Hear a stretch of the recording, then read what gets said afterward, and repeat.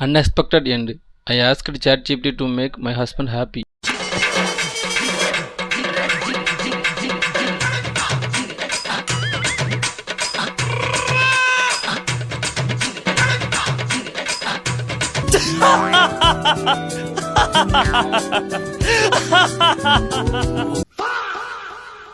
ChatGPT கூட தெரியுது. உனக்கு தெரியுது, நம்ம ஊர் ஜனங்களுக்கு தெரியலையே. ஆனா ஒய்ஃபுக்கு தெரிய மாட்டுக்கு. என்ன பண்ணா? என்ன எங்க சத்தம்? நான் சும்மா தமாஷ் பண்ணிக்கிற கழுத தமாஷ். எங்களையும் சந்தோஷமா இருக்க விடலாம். நீ தமாஷ் பண்றதுக்கு நாங்க என்ன கிடைச்சோமா? வேற எங்க கோர்க்கி ஆட்ட கொண்டு காட்டுது. அடியது போமணிக்காலம் என் வாழ்வில் வருமோ? வராது. ஏய் பக்கவா ஆக்ட் பண்ணிருக்காமல. ஸ்கிரிப்ட் தானே, பட் ஒரிஜினல் மாதிரி இருக்கப்பா. ஜாமுன் பண்ணிருக்கானே குட்டி குச்சி. My advice for other breakup. ஏய் வேற பொண்ணா கிடைக்காது, வேற பொண்ணு பாத்துக்கலாம்டா. அப்படியே உலகலைக்கு பெரிய ரம்பையாவ, வேற பொண்ணு பாத்துக்கலாம். அப்படியே ரெடி ராஸ்கல், பால் டாயிலா குடிக்கிற பால் டாயில. வெக்கமா இல்ல உனக்கு? இது ராதா. அடுத்தவன் பிரச்சனைக்கு 1 மணி நேரம் 1 நாள் கூட அட்வைஸ் பண்ணுவேன். ஆனா எனக்கு ஒரு சின்ன பிரச்சனைக்கு அதுல இதுல வெளியே வர முடியல. டேக் இவர் பூக்கி ஃப்ரெண்டா. சொல்லு பேபி. எங்க இருக்க? சாப்பிட வந்தேன். நீ சாப்பிட்டியா?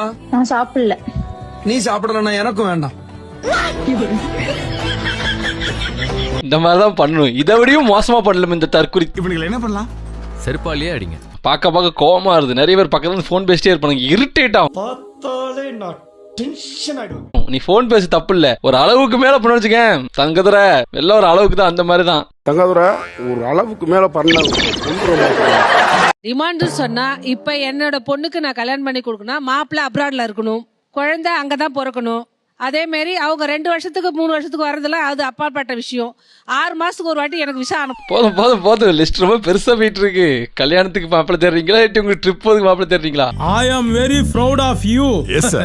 சரி, இப்ப ஃபாரின் மாப்பிளைக்கு என்ன சம்பந்தம்? எப்படி சம்பந்தம் சார், இவங்க எல்லாத்தையும் சேர்த்து உருக்கி தான் அங்க வெளிநாட்டுக்கு போறாங்க. அதனால நான் வெளிநாட்டு மாப்பிளையே கேட்கலாமே.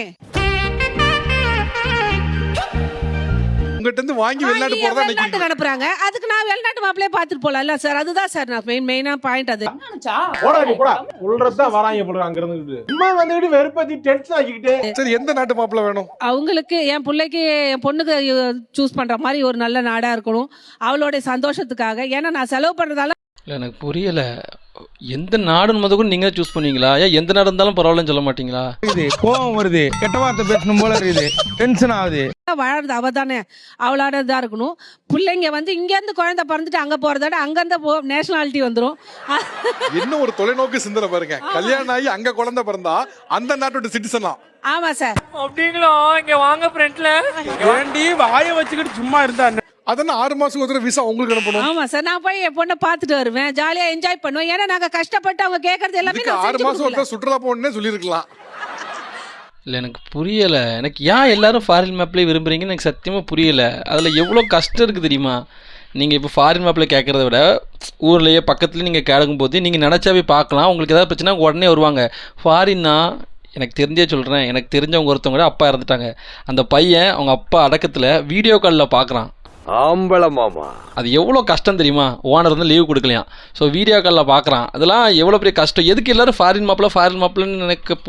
ஆனால் இவங்க வந்து பொண்ணுக்கு மாப்பிள்ளை தரல, பிஸ்னஸ் பண்ணுறாங்க. அதான் உண்மை. நான் கொடுத்துட்டேன், ஆனால் எனக்கு தரணும்னு எதிர்பார்க்குறாங்க. நம்ம நாடு எங்கே எதை நோக்கி போகுதுன்னே தெரியலப்போ. கேவலமான பிறவிங்க இல்லை நம்ம. Marriage plan 6 month tour plan. நான் சொன்னோம்லா, இவங்க மேரேஜுக்கு மாப்பிள்ளை தரல, இவங்களுக்கு ஃபாரின் ட்ரிப் போகணும், அதுக்கு மாப்பிள்ளை தர்றாங்க.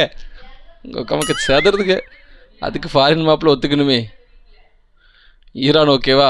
சவுத் கொரியாவில் மாப்பிள்ளை எடுக்க சொல்லு, செம்மையாக இருக்கும். அதில் கிங் ஜாமுன்னு ஒருத்தர் இருக்காரு, அவங்கள கட்டிக்கோங்க.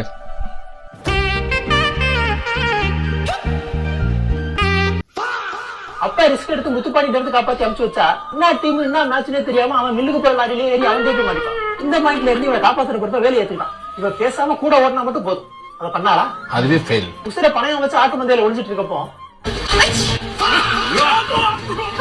கொஞ்சம் தூரத்துக்கு அப்புறம் மயக்கம் வேற. மதுரைக்கு மேட்சுக்கு பாவத்துக்கு இந்த வேலு பையன் அவளை கூட்டிட்டு ஓடுனது பார்த்தாது. இதுக்கப்புறம் தூக்கிட்டு வேற ஓடுவோம். செக் போஸ்ட் தாண்டறப்ப மூடிட்டு ஒளிஞ்சிருந்தா மட்டும் போதும். Literally she has to do nothing. சனியை உன்னை என்னைக்கு பார்த்தா அன்னைக்கு பிடிச்ச சனியை இதெல்லாம் தாண்டி வீட்டுக்கு கூட்டு வந்து ஒளிச்சு வச்சு சாப்பாடு போட்டா படுத்த பாட்டுக்கு வேலை இடத்துல வேற யாராச்சும் இருந்தா வைங்களேன் இவ்வளவு புத்து பண்ணிக்கிட்டே போய் கொடுத்து இந்த தண்டத்தை நீயே வச்சுக்கோன்னு வந்துரும். இல்ல ஆமால இது கூட நான் நோட் பண்ணாம இருந்திருக்கிறப்பா. போன் பூத்துக்கு போறேன்னு வேலு அப்பன்ட்ட மாட்டி அதோட நிறுத்தாம வேலு குடும்பத்துல எல்லாத்துக்கும் ஆல்ரெடி இவளை தெரியுன்ற மாதிரி வேற கிளைம் பண்ணி குடும்பத்துக்குள்ள குழப்பத்தை உண்டாக்கிடுவான். இவ்வளவுத்தையும் கடந்து வேலு ஃபாரின் காமிச்சு வைப்பான். போனாலா திரும்பியும் வந்து முத்துப்பாண்டிக்கிட்டே மாட்டிப்பான். இப்ப இவன் நியாயமா என்ன பண்ணணும்? சரி வீட்டை விட்டு மட்டும் இல்ல நாட்டை விட்டே அம்சா கூட நம்ம திருப்பி முத்துப்பாண்டிக்கிட்டே வந்து மாட்டிக்கிற மாதிரி தரிசனம் பிடிச்ச கேஸ்ன்னு புரிஞ்சுக்கிட்டு வாழணும். ஆனா இவ முத்துப்பாண்டிய வேலு கூட சிங்கிள்ஸ் போக சொல்லுவான். எனக்கு தெரிஞ்சு இந்த படத்துல வில்லன் வந்து முத்துப்பாண்டி கிடையாது, ரிஷாதான். சீப்பா போட்ட பிளான நான் சீப்பை வச்சே முடிச்சிட்டேன் பாத்தீங்கல்ல. எவ்வளவு மண்டகரம், 1 2 7 வாட்டிக்கிட்ட தப்பு பண்ணிருக்கான் ரிஷா பியா உள்ள. இத பத்தி சரியா தப்பா நம்ம சிந்திக்காம சிரிச்சுட்டு நம்ம வேலையை பாக்குறது பெட்டர். ரிஷா சொன்னா நிறைய பேருக்கு கவருது, யாரு தெரியல. அவதான்டா என் பொண்டாட்டி. Still no Dhanalakshmi's problem to Velu. இப்ப வரைக்கும் கரெக்ட், இப்ப வரைக்கும் நான் ப்ராப்ளம் போயிட்டு இருக்கு. காரப்பொடி சாப்பிடணும் போல இருக்கு. ஆமா இதை மிஸ் பண்ணிட்டாரு.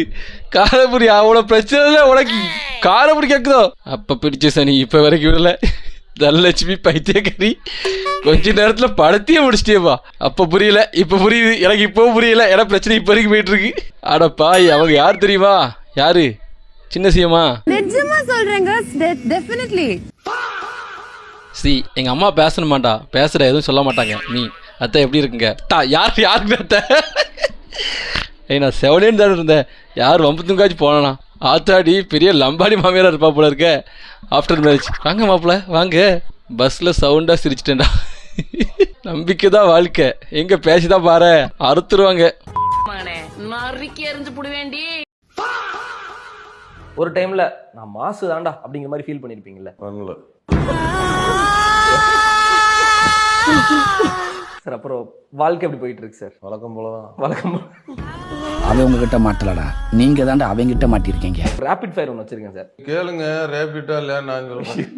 உங்களுக்கு மட்டுமே தெரிஞ்ச ஒரு பயம். நான் இப்படி உட்காந்துருக்கும் போது பின்னாடி வந்து யாராவது பேனு கத்துனா பொய் சொல்லணுமா? இன்பமா இருக்கிற டைம்ல நீங்க பண்ற ஒரு விஷயம், துன்பமா இருக்கிற டைம்ல பண்ற ஒரு விஷயம். இன்பமா இருக்கும்போது துன்பமே வரக்கூடாது பாத்துக்கிறது. அதையும் மீறி வந்துருச்சுனா சார்? அதே மீறி வந்துருச்சுன்னா எந்திரிச்சு போயிடுவேன்.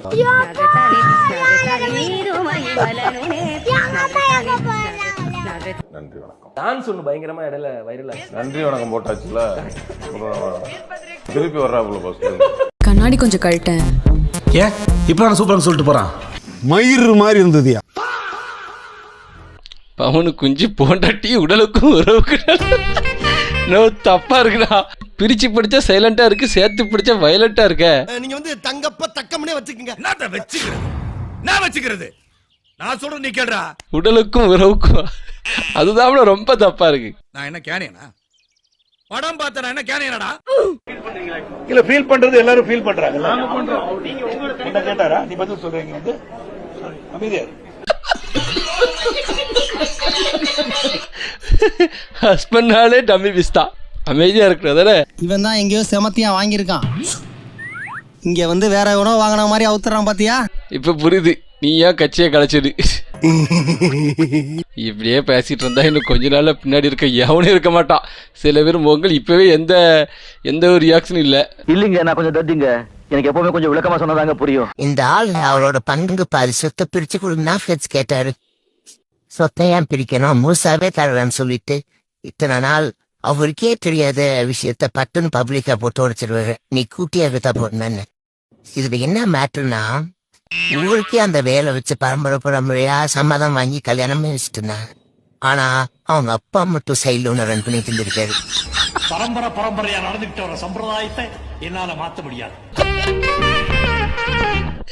எப்படில நோட் பண்றீங்க, எப்படில யோசிக்கீங்க? ஆனா அது கரெக்ட்னா ஃபர்ஸ்ட் பாயிண்ட். அதாவது நீ 3 பங்கா பிரிச்சுனாரு, 3 பங்கா பிரிச்சா சந்தோஷமா இருந்திருக்கலாம், நீ செத்துருக்க வேண்டாம். கரெக்ட் தானே? அதை விட்டுட்டு சொத்தப்பெல்லாம் நீயே வச்சுக்க சொல்லிட்டு இப்படி பப்ளிக்ல உடைக்கிறது தப்பு தான்ப்பா. ஜஸ்ட் ஃபன்னா தானே சொன்னேன், அப்புறம் பெருசா இதுக்குன்னு சொல்லிட்டு இதை டீகோட் பண்ணாதீங்க. மூஞ்சி வச்சுக்கின்னு முன்னாடி தள்ளி நின்று பேசினேன், அச்சிர கிச்சிர போறாங்க. அது அப்படி இல்லைன்னு இப்படி.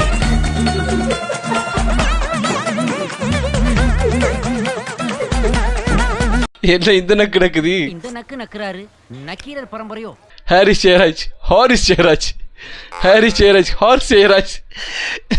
ஹாரிஸ் மாமா ஃபேன்ஸாக இருக்கும் போல் அந்த ஹாரிஸ். கரெக்டு. ஹாரிஸ் வீட்டு ஹார்ஸும் இசைப்பாடும். ஹாரிஸ் ஜெயராஜ். இந்த இந்தியன் பேரண்டிங் சிஸ்டம்ல இருக்கக்கூடிய மேஜரான ஒரு பிரச்சனை என்னன்னா, நாம தான் எல்லாத்தையுமே அவங்களுக்கு கடைசி வரைக்கும் ஸ்பூன் ஃபீட் பண்ணணுங்கிற மனநிலை எல்லாருக்கும் இருக்கு. அதான் பிரச்சனை. அதனால நீங்கள் எங்கே தொட்டாலும் கடைசியில் நான் உன்னை எவ்வளோ கஷ்டப்பட்டு பெத்தன் தெரியுமா, எவ்வளோ கஷ்டப்பட்டு ஸ்கூலில் சேர்த்தன் தெரியுமா, காலேஜ் சேர்த்தன் தெரியுமா, ட்ரெஸ் வாங்கி கொடுத்து தெரியுமா, அதை பண்ண தெரியுமா, இது பண்ண நீங்கள் பண்ணீங்க. அந்த கிரெடிட்டை யாருமே மறுக்கலை. கூடவே சேர்த்து அப்போ உனக்கு ஸ்பூன் ஃபீட் பண்ணேன், இப்போவும் ஸ்பூன் ஃபீட் தான் பண்ணுவேன்னு நினைக்கிற மனநிலை தான் பிரச்சனை. நீங்கள் இங்கே தாண்டி வெஸ்டர்ன் கண்ட்ரிஸ் எங்கே போனாலும் 18 வயது வரைக்கும் அந்த பசங்க இருப்பாங்க. 18 வயதுக்கு அப்புறம் அவங்க வேலையை பார்க்க போயிடுவாங்க. இன்ஃபேக்ட் அங்கெல்லாம் வந்து அப்பா எனக்கு வந்து ஒரு கேர்ள் ஃப்ரெண்ட் இருக்குது அப்படின்னு சொன்னாங்கன்னா சந்தோஷப்படுவாங்க. உண்மையை சொல்ல போனால் கேர்ள் ஃப்ரெண்ட் இல்லைன்னா அவனை டாக்டரை போய் செக் பண்ணுவாங்க. உனக்கு ஏதாவது பிரச்சனையாடா, ஏன் அந்தந்த வயசில் வரக்கூடிய உனக்கு அந்த உணர்வே வரமாட்டேங்குது, இதை செக் பண்ணு. என்னப்பா இப்படிலாம் சொல்கிறீங்க? உண்மைதானே இதெல்லாம்? இந்த மாதிரிலாம் இங்கே வந்து நல்லாயிருக்கும். உனக்கு நான் டாக்டரை ஒன்று அப்பாயின்ட் வாங்கி தரட்டுமா அப்படின்னு பேசுகிற ஒரு ஓப்பனான சூழ்நிலை இருக்குது. ஆனால் இங்கே உனக்கு அந்த உணர்வு வந்துச்சு, அவ்வளோதான். அந்த நீங்க சொல்றது கேட்ட அமெரிக்காலாம் இப்போ வந்து கேர்ள் ஃப்ரெண்டு பாய் ஃப்ரெண்டு இல்லைனாவே அவனை தப்பா எடுத்துருவானுங்க. அதான். அப்போ அந்த உணர்வு இல்லை அப்படின்னா நமக்கு வந்து என்ன ஆகுதுன்னா இந்த உணர்வே வரக்கூடாது அப்படின்னு நினைக்கிறீங்க. ஒரு மனிதனானவனுக்கு அந்தந்த வயதுல சில உணர்வுகள் வரும்.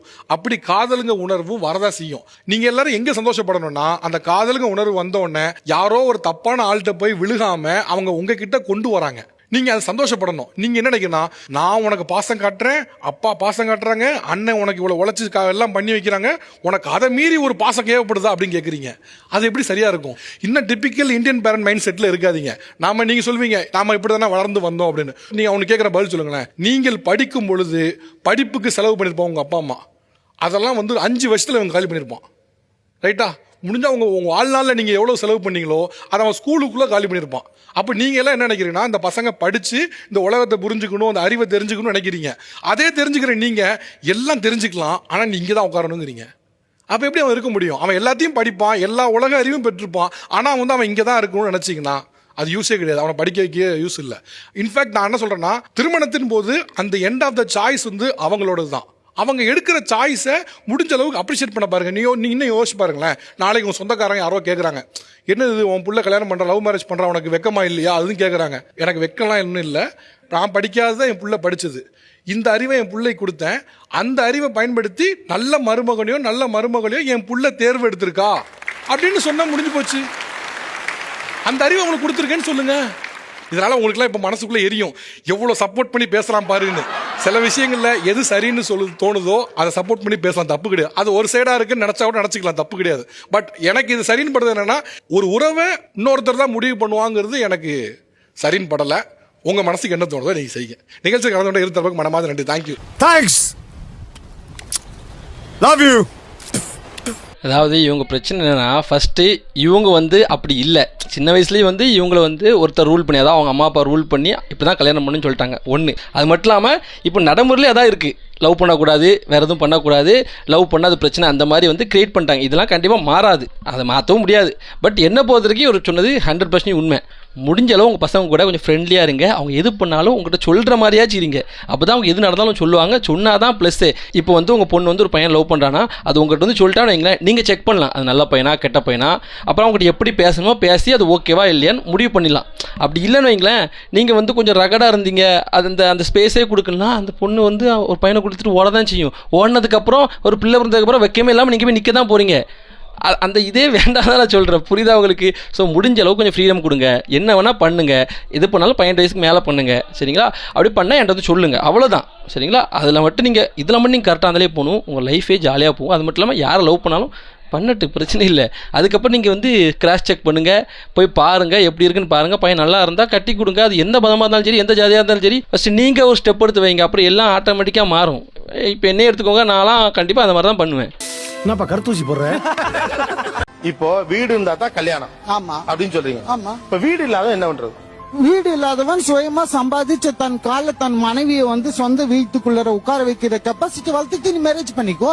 ஒரு பையன் 22, 23 வயசுல படிச்சு முடிச்சுட்டு வேலைக்கு போயிட்டு 10,000 15,000 சம்பளத்துக்கு வேலைக்கு போயிட்டு வீட்டில் உள்ள கடத்தை எல்லாம் பார்த்து அவனோட கமிட்மெண்ட் எல்லாம் முடிச்சுட்டு அதுக்கப்புறம் வீடு கட்டணுன்ற அந்த மைண்ட் செட்லேயே பைத்தியக்கார மாதிரி ஆகி வீடை எப்படியோ 32 வயசு 33 வயசு 35 வயசுலாம் வீடை கட்டி முடிச்சிருவேன்.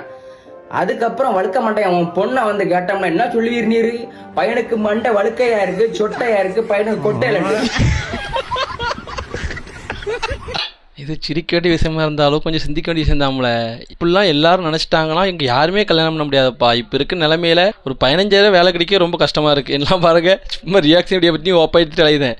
ஸோ பொதுவாக சொல்கிறேன், அதாவது அந்த மாதிரி தான் வரும்னு நினச்சிங்கன்னா கண்டிப்பாக மாப்பிள்ளையில் வரவே முடியாது. அப்படி வந்தாலும் அவருக்கு வயசு கூடிரும். இல்லாட்டி சைடு பிஸ்னஸ் தப்பான தொழில் ஏதாவது பண்ணி தான் அந்த மாதிரி சீக்கிரமே முன்னேற முடியும். அது என்கிட்ட வீடு இருக்குது, ஸோ நான் வந்து கெத்தாக வளர்ந்துட்டேன், அவனும் அதே மாதிரி இருக்குன்னு நினைக்காதீங்க. அந்த மென்டாலிட்டியை மாற்றுங்க. அது எவ்வளோ பெரிய தப்பு தெரியுமா? நான் அழகாக இருக்கேன், இன்னொருத்த அழகாக இல்லை, ஸோ அவனை குறை சொல்லுவேன் அப்படிங்கிற மாதிரி இருக்குது.